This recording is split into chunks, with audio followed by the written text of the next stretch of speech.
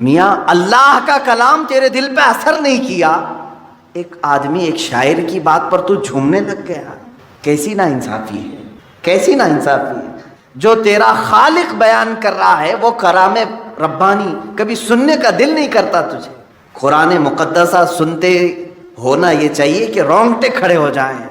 ہاں یہ اور بات ہے کہ ہمیں اشعار اردو کے سمجھ میں آتے ہیں تو ٹھیک ہے ہم جھومتے ہیں، لیکن یہ اس کو جو سما کہا جا رہا ہے وہ غلط ہے۔ سما کیا تھا وہ میں آپ کو بتاؤں۔ اصلی سما، دلی کے وہ بزرگ اپنے مریدین کے ساتھ بیٹھے ہوئے ہیں، سما میں مشغول تھے۔ سما ایک طرح کا ذکر الہی ہے، اللہ کی حمد بیان کی جاتی تھی اشعار میں۔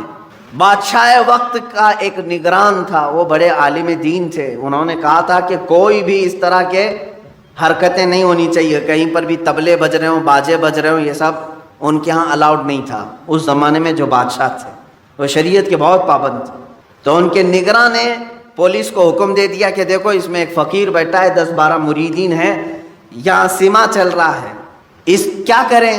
انہوں نے حکم دیا کہ چاروں رسیاں کاٹ دو، خیمہ ان کے اوپر گر جائے۔ لکڑیوں کا خیمہ ہوتا تھا۔ پولیس گئی، ان کی چاروں خیمے کے جو رسیاں تھیں سب کو کاٹ دیا، چاروں رسیوں کو کاٹا۔ وہ خیمہ جو ہے اسی طرح سے ہوا میں معلق رہا، ان کے اوپر کسی کے اوپر بھی نہیں گرا، کسی پر نہیں گرا۔ تب اس نگران بادشاہ کے جو نگراں تھے انہوں نے کہا چھوڑ دو اس جماعت کو، یہ حقیقی سما میں مشغول ہے، حقیقی ذکر میں مشغول ہے۔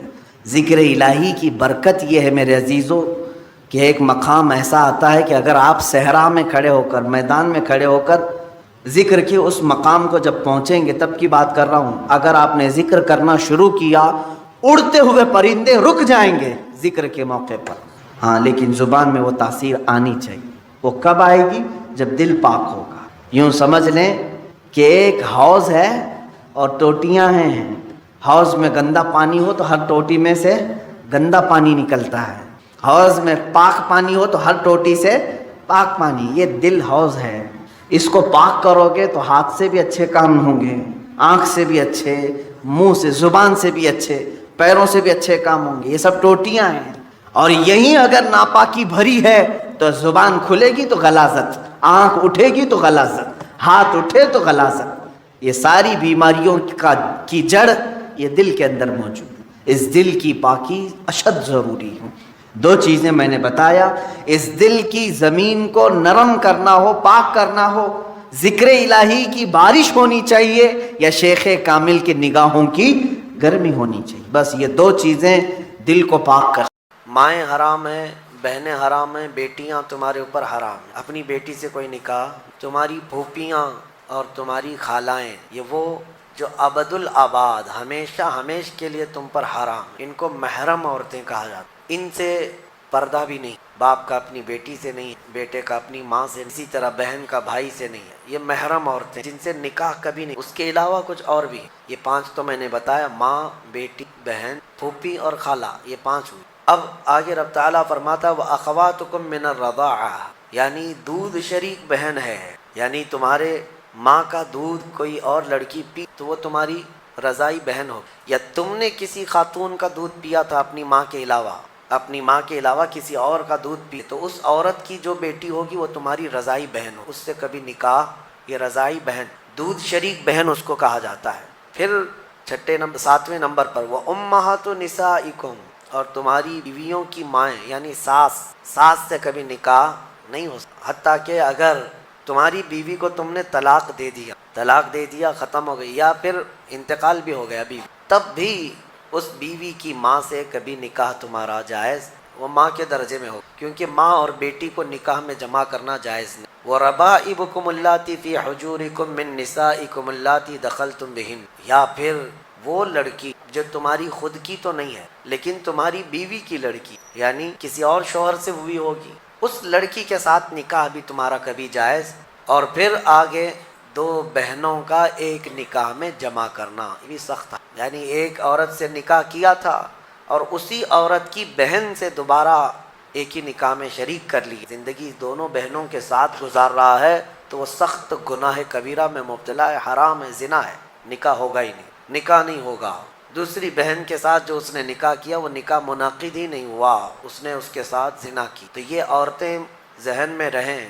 بعض لوگ پھر ہم سے یہ بھی سوال کرتے ہیں چاچا کی بیٹی سے ماموں کی نکاح جائز ہے یا نہیں؟ ہندوؤں کے ہاں کچھ چیزیں اس طرح کی مانی جاتی ہیں کہ ان کے ہاں چاچا کی بیٹی سے نکاح نہیں، اسلام میں ایسا نہیں۔ صرف تمہاری سگی بہن سے نکاح جائز نہیں، باقی جو تمہارے کزنس ہیں یعنی چاچا کی بیٹی، پھوپھی کی بیٹی، ماموں کی بیٹی، خالہ کی بیٹی، ان سب سے نکاح جائز ہے، ان سب سے نکاح جائز۔ بسا اوقات ایسا بھی ہوتا ہے، میں آپ کو بتاؤں، مثال کے طور پر تمہارے ماموں کی نواسی، آپ کے ماموں کی نواسی ہے، یعنی آپ کے ماموں کی بیٹی، ویسے دیکھا جائے تو رشتے میں تمہاری کیا لگتی؟ بھانجی، رشتے میں تمہاری بھانجی لگتی۔ تو ظاہر سی بات ہے بہن کی بیٹی سے اور بھائی کی بیٹی سے بھی نکاح جائز نہیں ہے، سگی بھانجی اور سگی بھتیجی سے نکاح جائز نہیں۔ لیکن اگر اس طرح ماموں کی بیٹی بھانجی لگ رہی اس سے نکاح جائز۔ اسی طرح پھوپھی کی نواسی یا پوتی ہے اس سے بھی تمہارا نکاح جائز، وہ سگی بھانجی یا سگی بھتیجی نہیں ہے۔ تو یہ احکام مسلمانوں کو یاد ہونا چاہیے کہ کون سی عورتیں تمہارے لیے حلال ہیں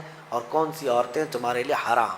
اب ان کے علاوہ جو عورتیں میں نے بتایا، یہاں جو عورتیں میں نے بتایا، ان عورتوں کے علاوہ جتنی بھی عورتیں ہیں جن سے نکاح تمہارا جائز ہے ان سے پردہ بھی واجب ہے، یہ بات یاد رکھ۔ جس سے تمہارا نکاح ہو سکتا ہے اس سے تمہارا پردہ کرنا بھی واجب، یہ ہمیشہ ذہن میں رہے۔ محرم عورتوں سے صرف پردہ نہیں ہے، باقی غیر محرم جتنی بھی عورتیں، تمہاری چاچا کی بیٹیاں، تمہاری پھوپھی کی بیٹی، تمہارے ماموں اور خالہ کی بیٹیاں، جن سے تمہارا نکاح جائز ہے ان سے پردہ ضرور۔ اور اسی میں شریعت کی پکڑ بھی ہے، اللہ تبارک و تعالیٰ کی بارگاہ میں اس کی پکڑ ہے۔ اب آگے آئیں، اللہ تبارک و تعالیٰ نے گھریلو احکام کے متعلق فرمایا الرجال قوامون علی النساء، مردوں کو ہم نے عورتوں پر حاکم بنایا۔ حاکم کا مطلب یہ نہیں ہے کہ بیلچا لے کر کے اس کو ہانکتا رہے، یا پھر حاکم کا مطلب یہ بھی نہیں ہے کہ رسی اور ڈنڈا لے کر کے اس کے پیچھے پڑا رہے۔ حاکم کا مطلب یہ ہے کہ مرد کو معاش کی تمام ذمہ داریاں دی گئی ہیں، گھر چلانا، گھر کا خرچہ لانا یہ مرد کی ذمہ داری ہے، اور گھر گرہستی جو اندر کے معاملات سنبھالنا یہ عورت کے۔ اگرچہ آج زمانے میں بدل گیا، کچھ مرد گھر میں بیٹھے ہیں اور عورتیں کام پہ ہیں، انہوں نے فطرت قانون کا بدل لیا ہے۔ اب یہاں پر کچھ لوگ یہ سوال بھی کرتے ہیں کیا عورت کا کمانے کے لیے نکلنا جائز ہے یا نہیں؟ اس سلسلے میں آپ کو بتا دوں، عورت اگر شریعت کی پابندیاں کرتی ہے اور حدود شرع میں رہ کر کے کوئی جاب اس کو لگتی ہے یا کوئی کام کرتی ہے تو بالکل اس کے لیے جائز، کوئی حرج نہیں۔ عورت کا کمانا اسلام میں کہیں پر بھی یہ نہیں کہا گیا کہ ناجائز ہے، جائز ہے، لیکن اس کے شریعت کے جو تقاضے ہیں اگر وہ پورا کر سکتی ہے تو دونوں کو ساتھ میں لے کر کے چلنا چاہے تو چل سکتے۔ لیکن اللہ نے جو قرآن میں فرمایا مردوں کو عورتوں پر حاکم بنایا، مردوں کو عورتوں پر حاکم بنایا گیا، اور اسی سے آپ کو یہ سمجھ میں آ جانا چاہیے کہ آپ کے لیے نان و نفقہ لانا، گھر بنانا، گھر کے اخراجات لانا یہ مردوں پر ہے۔ کچھ بیچارے بھیکاری لوگ ہیں جو عورتوں کے اوپر اس قدر ظالم بن کر کے بیٹھے ہوتے ہیں کہ وہ سارا خرچہ سسرال سے ہی چاہتے ہیں کہ عورت کا جو مائکہ ہے یا اس کا مرد کا جو سسرال ہے وہیں سے وہ سب کچھ لانا چاہتے ہیں۔ اور ہمارے ہاں شادیوں میں بھی یہی رواج بہت زیادہ ہے، بہت سارے لوگ شادی اس لیے بھی کرتے ہیں کہ بہت زیادہ جہیز لائے گی عورت، بائک لائے گی، کار لائے گی، اسی لالچ میں شادی کر۔ میرے عزیزوں، مرد اللہ نے تمہیں بنایا ہے، تم اپنے ہاتھوں سے کماؤ اور عورت کو کھلاؤ، ایک صدقے کا ثواب۔ اور نہیں کر سکتے تو جہیز کیوں مانگتے ہو؟ مسجد کے باہر کھٹوری لے کے بیٹھ جاؤ، روز آنے جانے والے کچھ نہ کچھ ڈالیں گے، وہ اور زیادہ بن جائے گا۔ بات سیدھی سی ہے، کچھ لوگ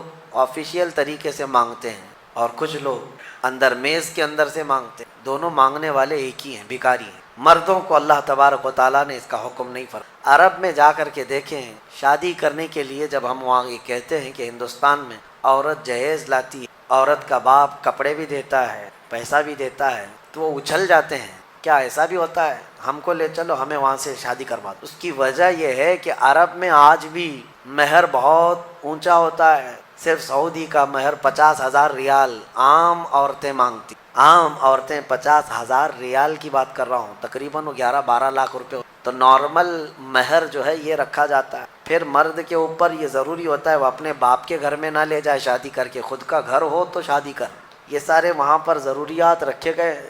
بہرحال ہمارے ہاں اگرچہ یہ دوسری قوموں سے رواج آ گیا ہے لیکن آپ کو بدلنے کی ضرورت ہے۔ کم از کم آپ اپنا نیا گھر نہیں بنا سکتے، بہت کچھ نہیں کر سکتے، تو کم از کم ان گھر والوں سے، عورت والوں سے مانگنا تو بند کرو۔ جتنا آپ کے پاس ہے اسی میں خوش رہو۔ اور اللہ کا وعدہ ہے قرآن میں کہ اگر تم فقیر بھی ہو تو اللہ اپنے فضل سے غنی بنا دے، غنی بنا دے۔ اب ایک اور آیت اس میں آئی ہے، اللہ تعالیٰ فرماتا ہے جب شوہر اور بیوی کے درمیان اختلاف ہو جائے، جھگڑے زیادہ ہو جائے، تو اللہ نے فرمایا ادھر سے ایک آدمی ادھر سے ایک آدمی، فَبَعَثُوا حَكَمًا مِّنْ أَهْلِهِ وَحَكَمًا مِّنْ أَهْلِهَا إِن يُرِيدَا إِصْلَاحًا، اگر وہ لوگ اصلاح چاہتے ہیں تو دونوں کی طرف سے ایک ایک آئے اور بیٹھے۔ اللہ فرماتا يُوَفِّقِ اللَّهُ بَيْنَهُمَا، اللہ ان دونوں کے درمیان پھر سے اتفاق پیدا فرمائے گا، اصلاح کی نیت ہونی۔ لیکن مشورہ میرا یہ ہے کہ دونوں طرف کی ساسوں کو نہ لایا جائے، ہاں، نہ لڑکی کی اماں کو لایا جائے نہ لڑکی کی اماں کو، فیصلے بگڑ جاتے ہیں۔ کیونکہ برسوں سے ہم نے بھی دیکھا ہے بہت سارے گھروں کو توڑنے میں ان لوگوں کا ہاتھ رہتا ہے۔ ہونا تو یہ چاہیے کہ ماں اپنی بیٹی کو ہمت دے کہ ساری مصیبتیں آتی رہتی ہیں، تکالیف آتی رہتی ہیں، تم آگے بڑھو، نہیں بلکہ وہاں تو وہ اڑنگا ڈال کر کھڑی رہتی، کیسے تو برداشت کرتی ہے، چھوڑ کر کے آ جا، کب تک پالے گی۔ قرآن کا حکم یہ ہے کہ دونوں کی طرف سے ایک ایک ذمہ دار جائیں، اگر اصلاح کی نیت ہے تو اللہ دونوں کے درمیان اتفاق پیدا فرما، دونوں کے درمیان اتفاق ہو۔ اور آیتیں جو آئی ہیں اس میں آج کے اس پارے میں ہم نے جو تلاوت کی، ایک آیت ہے اللہ تعالیٰ فرماتا ہے اینما تکونوا یدرککم الموت ولو کنتم فی بروج مشیدہ، تم جہاں کہیں پر بھی جاؤ موت تمہیں آ کر پکڑے گی۔ بروج مشیدہ کا مطلب ہوتا ہے بہت ہی پکے محل میں بھی اگر تم بیٹھ جاؤ، بہت مضبوط محل میں تم بیٹھ جاؤ، موت آنا ہے وہاں پر بھی آئے گی۔ ہم نے دیکھا ہے بڑے بڑے محلات میں رہنے والے بھی، اور جنہوں نے آسمان چھوتی ہوئی عمارتیں بنائی وہ بھی موت کے ہتھے چڑھی گئے، موت تو آنا ہے۔ آج ہمارا حال یہ ہوتا ہے کہ دنیا میں اس قدر مصروف ہو جاتے ہیں کہ موت کو بھول جاتے ہیں۔ تمہیں پتہ بھی ہے کہ اچانک آنے والی یہ موت بالکل مہلت نہیں دیتی، بالکل مہلت نہیں دیتی۔ آپ اگر آس پاس میں اپنی نظریں ڈالیں تو آپ کے دوستوں میں کئی جا چکے ہوں گے، جن کی عمر زیادہ نہیں تھی وہ جا چکی۔ موت کے لیے عمر کوئی متعین نہیں ہے کہ بڑھاپے میں آئے گی یا بیماری سے آئے گی، اچھے لوگوں کو بھی موت آ جاتی ہے، چلتے پھرتے لوگوں کا جنازہ آ جاتا ہے، کسی کے لیے بھی کوئی وقت معین نہیں۔ اور قرآن میں اللہ تعالیٰ یہ فرماتا ہے اگر بندہ موت سے بھاگنے کے لیے، جس کو کہتے ہیں پریکاشن لینا، کہیں جا کر کے محفوظ مقام پر چھپنے کی کوشش کرتا ہے، وہ آئے گی موت۔ بزرگوں نے ایک حکایت لکھی ہے کہ ایک بادشاہ کو نجومیوں نے بتایا تھا کہ فلاں دن تمہاری موت آنے والی ہے۔ نجومی ستاروں کا علم جاننے والے اٹکل پچھو سے کچھ نہ کچھ تو بتا دیتے۔ تو اس بادشاہ کو نجومیوں نے جب دن بتایا، اس دن اس نے کیا کیا، ایک ایسا حجرہ، ایک کمرہ بنایا جس میں کوئی چیز آئی نہیں، کوئی چیز نہیں، صرف اس نے ایک سوراخ رکھا ہوا کے لیے، اور اس میں سے مچھر بھی نہ آ سکے، مکھی بھی نہ آ سکے۔ اس حجرے کے اندر وہ چلا گیا، وہ پورا دن اس کو تھا کہ میں موت کو چکما دے دوں۔ اور نجومیوں نے یہ بتایا تھا کہ بچھو کے ڈنک مارنے سے تمہاری موت آئے۔ اس نے کہا بس مجھے بچھو سے بچنا ہے، بچھو نہ آنے پائے ایسا میں پورا انتظام کر لوں گا۔ اس نے پورا ایک راؤنڈ شیپ کا کمرہ بنایا اور اس میں اندر بند ہو گیا، لیکن اس کی ایک کمزوری یہ تھی کہ اس کا گھوڑا تھا، بہت بے حد اس کو عزیز تھا، وہ گھوڑے کو چھوڑ کر کبھی رہتا نہیں تھا۔ اس نے کہا مجھے اور میرے گھوڑے کو بند کر دو، آج موت کا دن ہے، اگر آج کے دن میں نے موت کو چکما دے دیا تو پھر ہمیشہ کی زندگی ہے، ٹائم اگر ٹل گیا تو پھر موت نہیں آئے گی۔ تو وہ اس نیت سے وہ روم کے اندر بند ہو گیا اور لوگوں سے کہا کہ کوئی مجھے نہ دروازہ کھولے اور نہ کسی کے لیے دروازہ کھولے۔ پورا دن گزرتا رہا، شام کا وقت قریب آیا، اس کے ساتھ تھا اس کا گھوڑا اور وہ کوئی نہیں۔ اتفاق دیکھیں، اللہ رب العزت کی طرف سے جو سبب بننا ہے وہ بنے۔ اس کے گھوڑے کو بہت تیز چھینک آئی اور اس کی چھینک سے اس کی ناک سے بچھو نکلا اور اس بادشاہ کو ڈنک مارا، اور وہیں اس کی ہماری آنکھیں اگر بند ہو جائیں اور ہمیں پتہ چلے کہ باہر فلاں چیزیں ہو رہی ہیں اور ہم کھولنا چاہیں نہیں کھلتی تو بے چینی ہونے لگ جاتی، گھبراہٹ سی ہونے لگتی۔ قبر میں یہی حال ہوگا کہ تمہارے اطراف ہونے والے سارے معاملات تمہیں پتہ ہوں گے، حتیٰ کہ حضور فرماتے ہیں قبرستان میں چلنے والے کے پیروں کی آواز تک تم سنو گے۔ مردہ سنتا ہے، سلام تو دور کی بات ہے، پیروں کے چلنے کی آواز بھی سنتا ہے، اور جب سنتا ہے سارے معاملات لیکن آ نہیں سکتا باہر، کسی کو کچھ کہہ نہیں سکتا، بول نہیں سکتا، کیسی بے چینی ہوگی، کیسی گھبراہٹ ہوگی۔ بڑے بڑے اولیاء اکرام حتیٰ کہ سیدنا عثمان ابن عفان رضی اللہ تعالیٰ عنہ داماد رسول امیر المومنین خلیفہ رسول جب رات کے وقت مصلی پر کھڑے ہوتے اور قبر کی کوئی آیت تلاوت کرتے تو اتنا روتے تھے کہ ان کا مصلی آنسوؤں سے بھیگ جاتا تھا. صبح ان کے مصلی کو نچوڑ کر سکھایا جاتا. لوگ ان سے پوچھتے آپ قبر کے متعلق اتنا خوفزدہ کیوں ہو جاتے؟ مرنا تو سب کو ہے. حضرت عثمان غنی فرماتے یہ ہماری پہلی منزل ہے، اگر یہ نکل گئی تو ساری منزلیں آسان. اینما تکونوا یدرککم الموت، اللہ فرماتا ہے. اور کئی جگہ قرآن میں یہ آیتیں آئی ہیں میرے عزیز. جانا ہم سب کو ہے، بہت تھوڑے ہی دنوں کے بعد آخرت کے سفر کی طرف رواں دواں ہیں. اسی لیے کسی بزرگ نے سچ کہا کہ دنیا میں جتنے راستے ہیں یہ لکھا تو جاتا ہے یہ راستہ فلاں شہر جا رہا ہے، فلاں شہر جا رہا ہے. حقیقت تو یہ ہے کہ سارے راستے قبرستان جا رہے ہیں، وہیں جا کر اینڈ ہوتے ہیں. ممبئی سے پونا جا رہا ہے راستہ، پونا سے بنگلور جا رہا ہے راستہ. بورڈ تو لکھے ہوئے ہیں لیکن اہل تصوف یہ کہتے ہیں یہ تمہاری خام خیالی ہے، لیکن جس راستے پر بھی چلو گے اخیر وہ راستہ تمہیں قبرستان ہی پہنچائے. یا رسول اللہ ایک بار موت آنی تھی وہ آپ پر آ گئی، اب موت کی سختی اللہ دوبارہ کبھی آپ کو نہیں عطا کرے. موت کی سختی کیونکہ حضور کو انہوں نے دیکھا تھا، کئی دنوں سے تکلیف تھی. 13 دن تک حضور پاک صلی اللہ علیہ وسلم کو تکلیف تھی، 13 دن تک. حضرت ابوبکر کہتے ہیں یا رسول اللہ اب موت کی سختی دوبارہ کبھی نہیں آئے گی. جو اللہ کا وعدہ تھا وہ پورا ہو گیا. پورا کھل کر کے رو بھی نہیں پا رہے تھے ابوبکر سے اور اپنے اندر دبا بھی نہیں پا رہے. موت کی سختی انہوں نے دیکھا اور اس کے بعد کہا اے عائشہ کیا دیکھ رہی ہو، اللہ کے رسول ہم سے رخصت ہو چکے. پھر انہوں نے آ کر مسجد میں اعلان کیا اے لوگو اللہ کے نبی کا انتقال ہو چکا.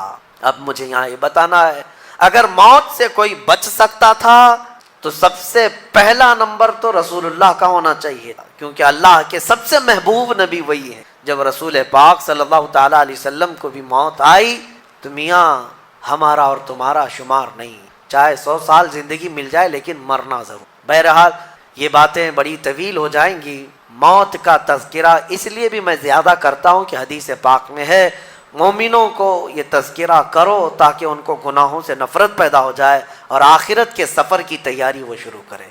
اللہ کریم ہم سب کو دنیاوی خرافات سے محفوظ، دنیا کی لذتوں سے اور یہ فانی خرافات میں مبتلا ہو کر آخرت بھولنے سے اللہ ہماری حفاظت. مولا کریم جب ہماری موت آنے کو ہو تو ہماری زبانوں پر کلمہ طیبہ جاری فرما دے. رب ذوالجلال موت سے پہلے تیرے حبیب پاک کے چہرے کی زیارت نصیب. اے کریم خدا کیا ہی بہتر ہوتا، میں گنہگار ہوں اور بڑے مرتبوں کی خواہش، تو کریم ہے خدایا تیری بندہ پروری ہے. کیا ہی بہتر ہوتا مولا کہ موت آئے تو رمضان کا مہینہ مل، جمعۃ المبارکہ مل جائے. مولا تیرے وعدے کے مطابق ہم قبر کے عذابات اور سوالات سے محفوظ ہو جائیں. اے اللہ آج کی اس تفسیر پاک میں تیری جلال و جبروت اور تیری عزت کا وسیلہ لیتے عرض کرتا ہوں ہم میں سے جو رخصت ہو چکے ہیں، ہمارے آبا و اجداد، ہمارے باپ، ہماری مائیں، ہمارے رشتہ دار جو قبروں میں برسوں سے اب آرام کر رہے ہیں، اے اللہ تو اس رمضان کے صدقے ان کی مغفرت فرما. اے کریم خدا ہمارے گھروں میں عید آ جاتی ہے، رمضان کے آتے ہی دسترخوان بھر جاتے ہیں، ہمارے گھروں میں خوشیاں دوبالا ہو جاتی ہیں. ہمیں نہیں معلوم قبروں والوں کے ساتھ کیا ہوتا ہے، ہمیں پتہ نہیں قبرستان میں ان کے ساتھ کس طرح کی راتیں ہیں اور کس طرح کے دن ہیں. اے کریم خدا تجھے تیرے جلال و جبروت اور تیری عزت کی قسم جو مومنین ہم سے رخصت ہوئے ہمارا کسی بھی طرح کا ان سے تعلق رہا ہو، مولا اس عید سے پہلے ان کو جنتی خان نعمت عطا فرما دے. اے اللہ ان سب کو بھی رمضان کی بہاریں عطا فرما. وصلی اللہ تعالی علی خیر خلقی محمد وآلہ واصحابہ اجمعین وآخر دعوانا ان الحمد للہ رب العالمین. السلام علیکم.